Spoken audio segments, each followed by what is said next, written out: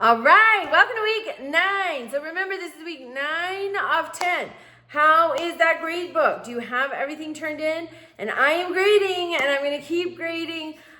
So keep an eye on that, but be turning things in. There's no penalty for a late submission, but the clock runs out of time.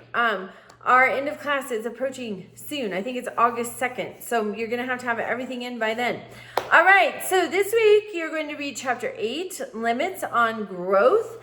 And if you are a reader, chapter 8 talks about climate change. If you are a reader, a book you might really enjoy is State of Fear by Michael Crichton. So, and I've linked it, the Amazon page for that in the announcement. But the reason you might enjoy it is just, well, two things. Michael Crichton is a genius. He was in medical school when his TV pilot, ER, that's what made George Clooney a star. And I know, I'm 100 years old. Not quite. I'm in my 50s, but it's aging me. But ER was a huge television series.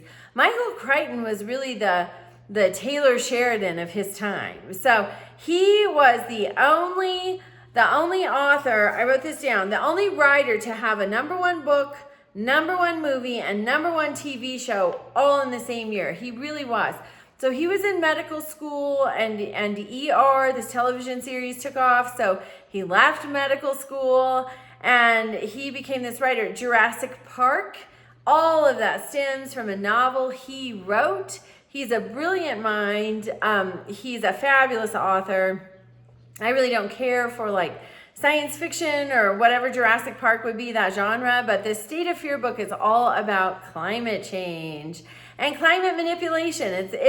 It's a fictional book, but it's really worth reading if you're a reader. Okay, and this week you are submitting your final project, and then next week you'll have your final exam. So if you have not done the reading throughout, you might give that a gander between now and next week. So your final project needs to be at least 5 pages, and that can include your 1 page for your cover sheet, your title page, and one page for your bibliography.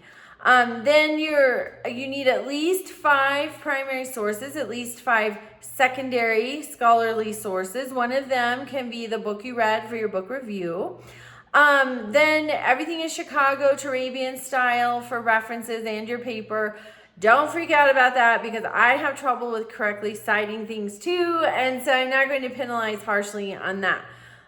Your paper should be largely error-free with appropriate grammar and sentence structure. And I sort of have just a rudimentary outline. It's similar to what we did in week 3, but one notable difference.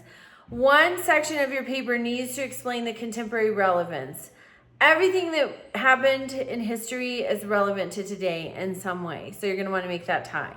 That's why we study history. That's why it's so important. And then next week is the final examination. So please reach out with questions. I'm sure you've all learned by now. Text me. That's the quickest response. And have a wonderful week.